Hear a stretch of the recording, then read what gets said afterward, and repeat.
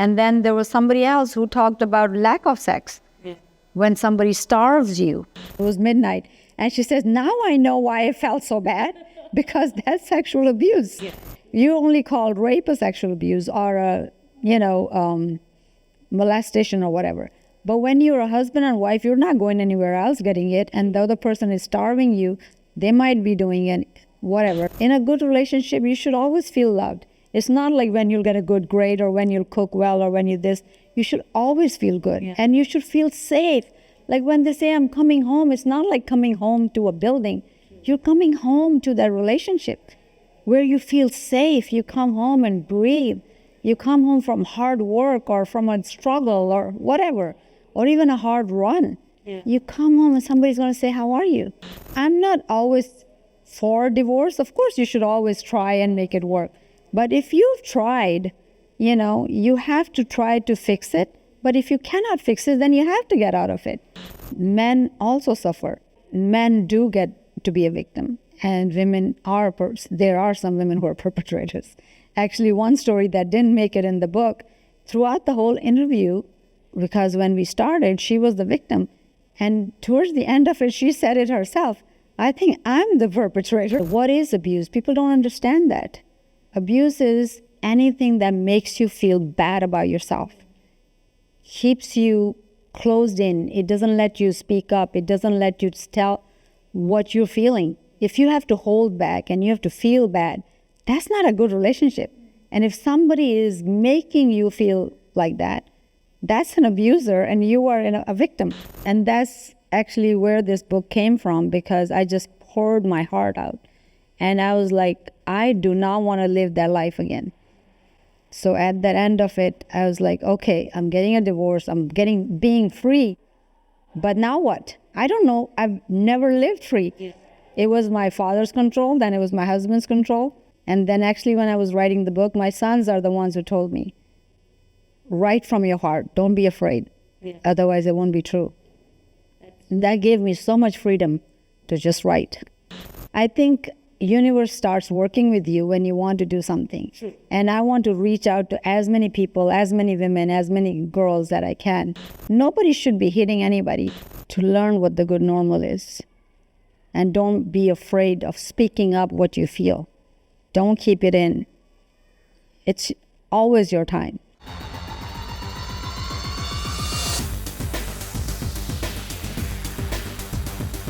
Hello and welcome to the WitChat Show. I am so humbled and it's my sheer pleasure to welcome Veera Mahajan, the international bestseller, Unreported. Her book, I have it in my hand right now, and she's here to inspire us with all the work that she's been doing to help people, victims of domestic abuse in her own right. Thank you so much for doing everything that you do. I feel that what you do is so amazing. Not everyone can do that. Thank you. Thank you so much. Well, somebody's got to do it, right? So why not me? Not everyone thinks like that. So I know that. But what inspired you, I would say, because I know that this comes from a very personal story as well. But it takes, a lot of courage to be able to go out there and say that, okay, I have been a victim of something. Yes. I will make sure that none of the others do. What was that point where you thought that, okay, I want to inspire other people? Actually, when I first finished that book, it was all done in first person. And I was so attached to every story that I interviewed that I was having a hard time editing it down. So I had to hire an editor to help me to be impartial or not be so attached. But after that, like I said, it was done in first person, and my part, I'm a character in this book now, because a friend of mine who worked for TV channel CBS in US, and she told me that she has picked up the body parts of a lot of exes, which I was, right? Ex-wife. When the ex finds out that you've written a book or just you're living well, that's when they come back and get you, because they're still angry. And then I realized that all the people that I interviewed, they didn't give me their first name. They didn't give me permission to use their first name because they were protecting themselves, right?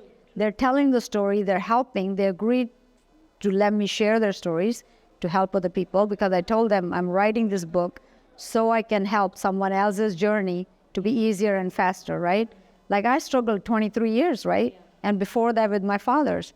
So I didn't want, like I was telling in the class, that all the problems that I told the lawyer, he said, I'm not your counselor. So I would go to the counselor. I'm not your lawyer. So in this book, I have awareness what abuse is, because Yeah. people don't know if you're sexually abused or physical. True. That's the only thing they know, because that is too much. They can't even know what else. Like one of the girls in this book, she asked me if I was sexually abused by my husband, because that's what her husband was doing. And I told her no, and she's like, no, you didn't have to do that. And so for her, that was the abuse. She didn't understand about emotional or physical or just financial or anything else. And then there was somebody else who talked about lack of sex. When somebody starves you, when you're in a committed relationship, it's just the two of you, and someone starves you, that is also sexual abuse. People don't even think about that. I don't know if you ever thought about that. To be very honest, this when you spoke about it is when I actually thought about it. I know that's Oh my God. Yeah, that is also one of the aspects. Yeah, because my editor, she called me in the middle of editing. It was midnight. And she says, now I know why I felt so bad, because that's sexual abuse. Yeah. You only called rape a sexual abuse or a, molestation or whatever. But when you're a husband and wife, you're not going anywhere else getting it. And the other person is starving you. They might be doing it, whatever, doing or not doing, but it's their choice. Yeah. But they're starving you. That is a healthy person, a healthy way of loving and living. And so that is also, So that's why in this book, I'm explaining everything. What I can actually see here. And how it makes you feel. If somebody makes you feel bad about yourself, physically, financially, emotionally, whatever, that's abuse. Yeah. In a good relationship, you should always feel loved. It's not like when you'll get a good grade or when you'll cook well or when you this. You should always feel good. Yeah. And you should feel safe. Like when they say, I'm coming home, it's not like coming home to a building. You're coming home to that relationship where you feel safe. You come home and breathe. You come home from hard work or from a struggle or whatever, or even a hard run. Yeah. You come home and somebody's going to say, how are you? What are the kind of responses that you get usually? Because I know that a lot of the readers also want to connect with the writer because it strikes a chord. Oh, some women have sent me pictures with their hand without the ring. They'll say, I did it, or something like that. It's like, or call me. This is, now I know why. They take a picture of this, or they put a book next to their desk or somewhere, Is it motivating for you when you see that people actually are taking your words for real and they are considering moving out of a relationship if it is bothering them? Yeah, I mean, I'm not always for divorce. Of course, you should always try and make it work. But if you've tried, you have to try to fix it. But if you cannot fix it, then you have to get out of it.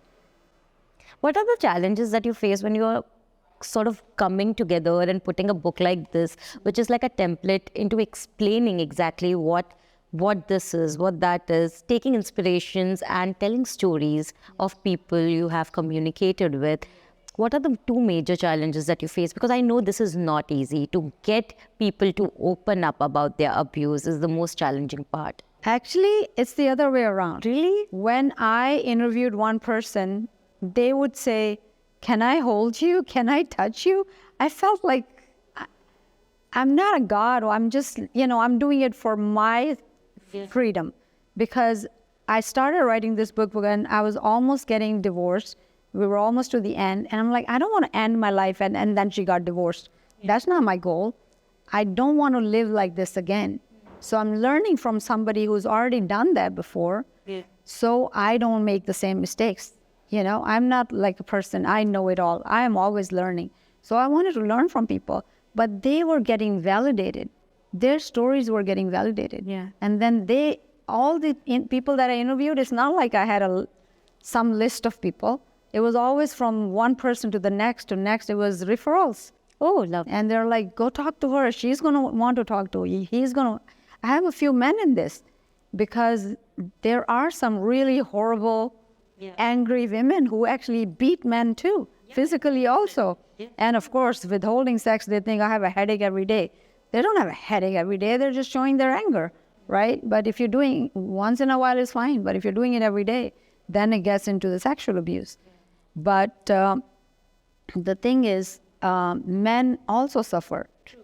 And I've kind of clarified in the book right in the beginning that I use he for perpetrator and she for a victim just for the simplicity of writing. So otherwise I'll be doing he, she all the way through. But men do get to be a victim, and women are, there are some women who are perpetrators. Actually, one story that didn't make it in the book, throughout the whole interview, because when we started, she was the victim.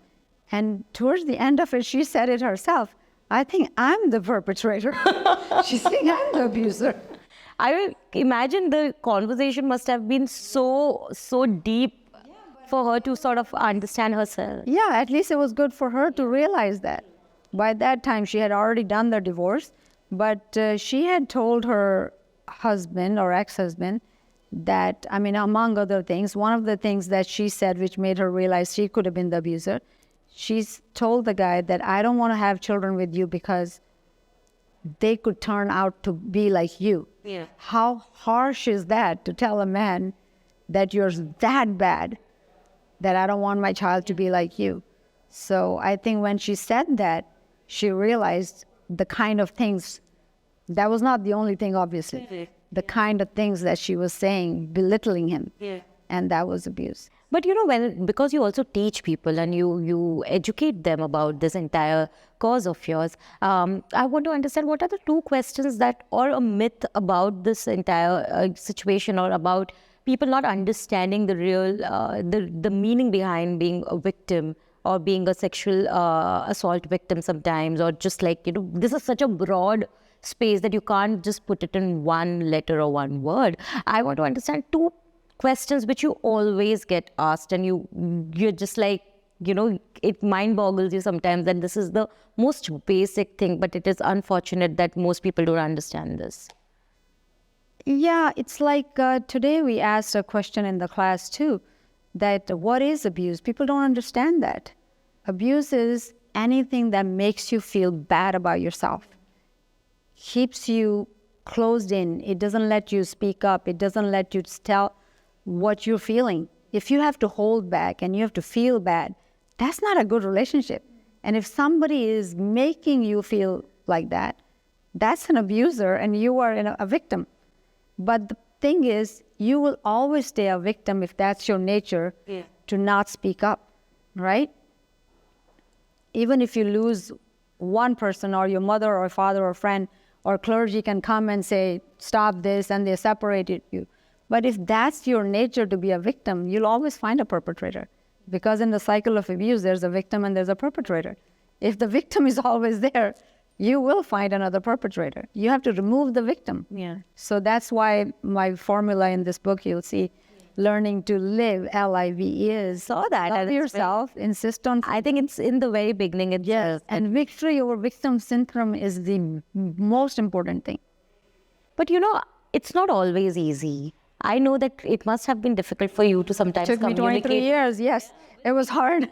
No, even communicating or telling people, because, you know, sometimes because you're so into this idea of victimizing yourself sometimes for a few women, that even when you go and tell them that, you know, maybe this is what you're doing and you need to come out of that, there is a resistance that you can feel. How do you deal with situations like that? Well, you have to be tough and you have to be clear.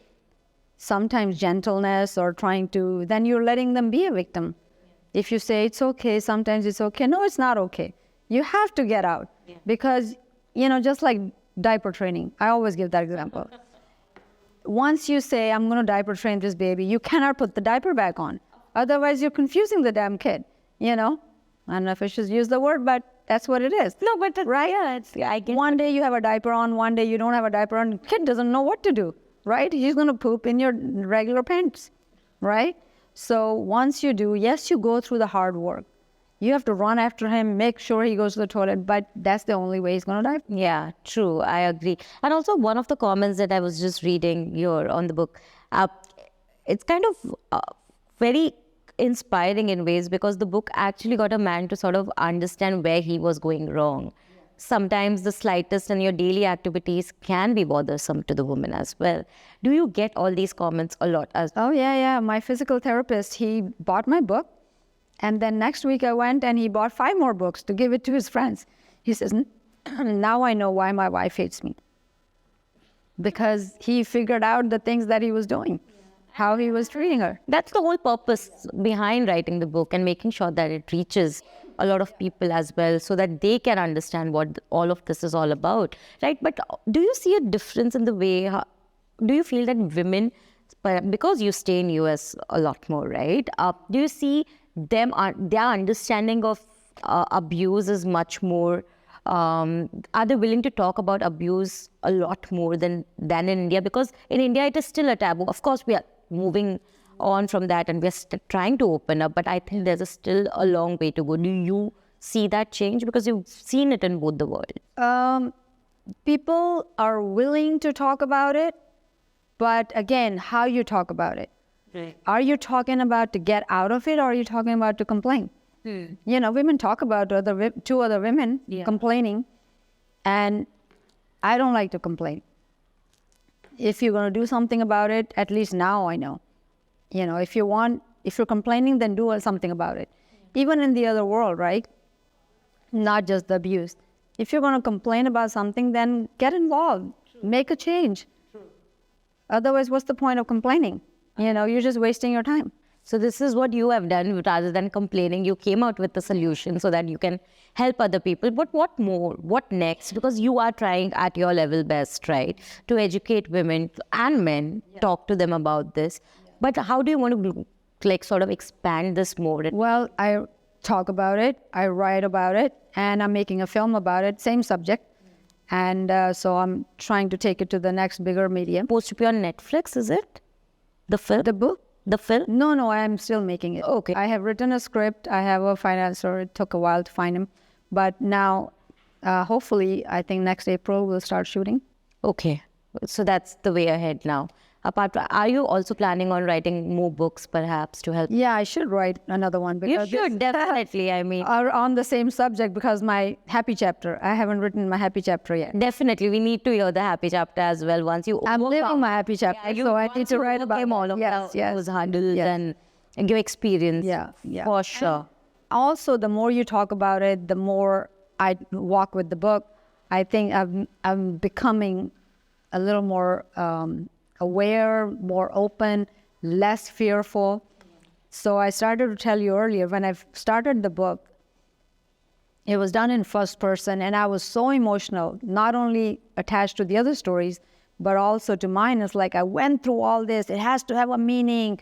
It has to make a difference. That's why I wrote it. So at least save one person. You know, you hear that if you save one person. And if you save one person and you die, so the balance is kind of right there. You saved one and you're dead. What's the difference, right? So if that other friend hadn't told me, I was going to print it as Veera Mahajan went through all this. And then that would point directly to the people that I'm complaining about. Yeah. So then it's actually bad and they could sue me or come and hurt me or whatever. Now I'm an author. There are different stories, different characters. I'm one of the characters. Only he knows which it is. Otherwise, nobody knows unless I tell you. So now I can actually openly talk more about it. Yeah. Otherwise, that was the end of the book. Now I can tell you more stories about my father, my whatever else happened, and other stories that I've heard, and I can explain and I can, elaborate. So it actually worked out better this way. No, and definitely, because, when we are reading, I mean, I have read only a few parts of it as of now, but I'm already motivated to read more because it's a quick read. That, and also because it really awakens your senses and your understanding of what this exactly means. But I also want to understand, was it a cathartic experience of amazing. Because to let go of all that you have experienced. Yes. And that's actually where this book came from, because I just poured my heart out. And I was like, I do not want to live that life again. So at the end of it, I was like, okay, I'm getting a divorce. I'm being free. But now what? I don't know. I've never lived free. It was my father's control, then it was my husband's control.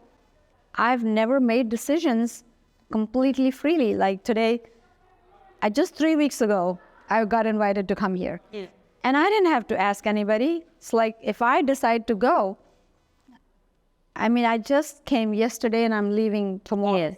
Yes. So if I had to ask somebody else, most likely it would have been, are you sure how much cost and this and that? Is it worth it? What's going to come out of it?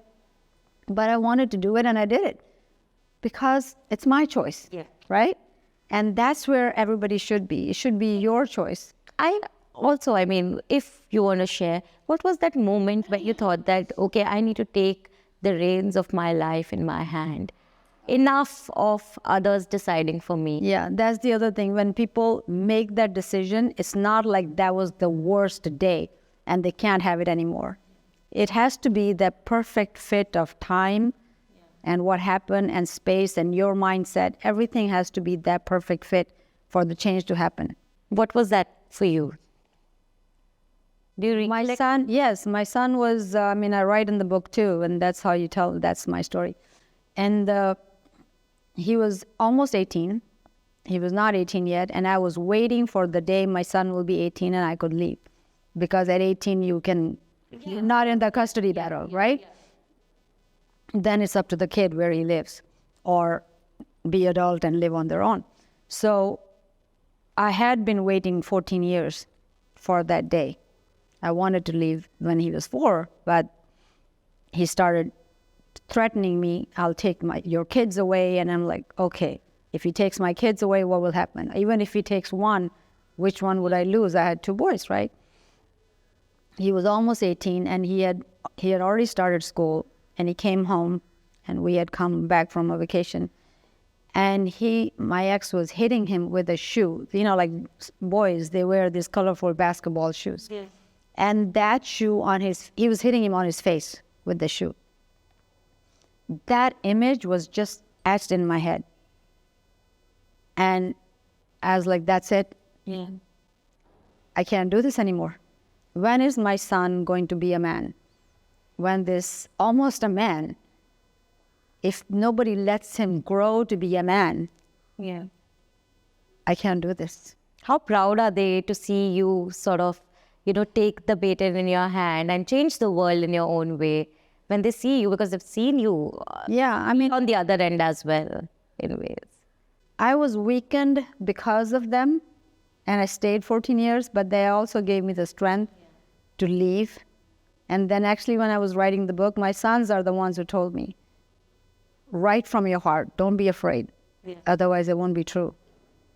That gave me so much freedom to just write, So yes, my sons are... How much of the experiences that you have had, and also, about just letting go as well, in your job when you are mediating between, for whatever, how much of that do you bring, the sensitivity? Because it also comes from a point, you can only be a good mediator when you are, while being firm, you're also sensitive towards an issue, right? Like how much do you bring that to the table as well? Does it ever get overwhelming? I love working with children. So I was teaching at school. So my principal, actually just after the pandemic, when they invited me back for a couple of years, the schools were closed, right? Or a year or so. Yeah. And he sent me a letter that my work reduced violence and conflicts by 75%. That's so that's good. What makes me feel like, okay, that's where it makes a difference, right? If I can do that in a school, I need to go and talk to bigger people. That's why I started going to stages. I think universe starts working with you when you want to do something. Sure. And I want to reach out to as many people, as many women, as many girls that I can to tell them that's the only way. Either you want to live 23 years like me and then run out with your kids, or right from start, if we teach our girls now what a good normal is, then they will not accept the bad normal. They'll know this is good, and anybody who doesn't behave like that will say, what the hell? Get away from me, Because if they don't know, then they think the bad normal is the normal. Like I completely understand, because I've seen this happen in the extended families as well. Like you don't need to go far. Sometimes you just know that a lot of these things are happening around. So I'm going to give this book to them as well so that they can read and perhaps understand what they're letting go as normal is not normal. Just don't do the unreported. Report it. That doesn't mean reporting to the police. When people hear the word report, I hope they don't think I'm saying go turn your husbands and brothers and fathers to the police. Report it to someone. Someone needs to know, somebody that you can confide in. Don't keep it inside and don't accept it, and don't tell your children, I just hate it when moms say, but he loves you. This is your daddy, your mom, your whatever.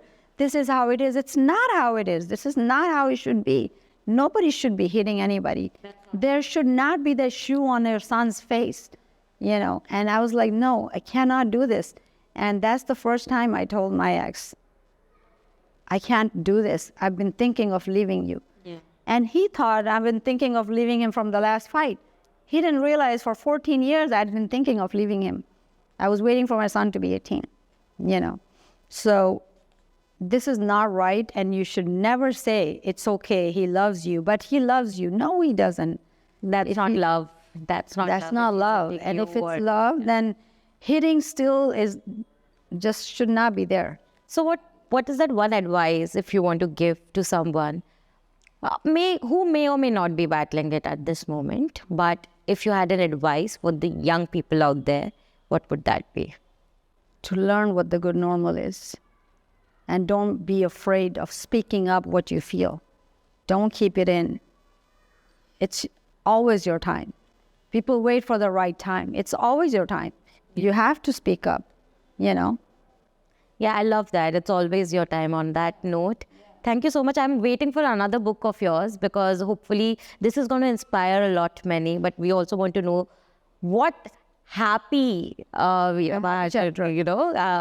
that chapter looks like for sure, because that is also equally motivating because that after having understood what letting go means, like this is what you can gain after that. So definitely. I'm looking forward to that chapter as well. You have to do it, and your Netflix film that will be coming. That should be hopefully coming next year. So here is Veera Mahajan, an author, a filmmaker, can I say? Yes. Yes, a filmmaker. I'm producing music here in India. Oh, that music as well. For my son, not me. I'm not a singer. My son is a singer. So it's a lot of hats that she's worn, and that has all come from a place where she understood and owned up to herself and knew when to stop. Yes. And I think that is what she's inspiring everyone to be. Thank you so much for all the work. Like I started, I don't think a lot of people have the courage to do that with what you're doing. And thank you for doing that. So on that note, I cannot let you leave without commemorating this moment for me and for the WitChat show as well. Can we have you sign this? For who? Yeah. Oh, for your show? Yeah. Will you just sign this? Yes. Any one of them? Or? If you want, you can do it across or maybe on one of them, however you're comfortable in.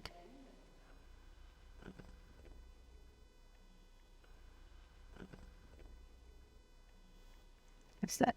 Thank you. Thank you so much. And I hope that you keep inspiring more and more people to do. Well, that's the plan. So thank you so much. Thank you. If you like this show, please like, share, and subscribe to the WitChat.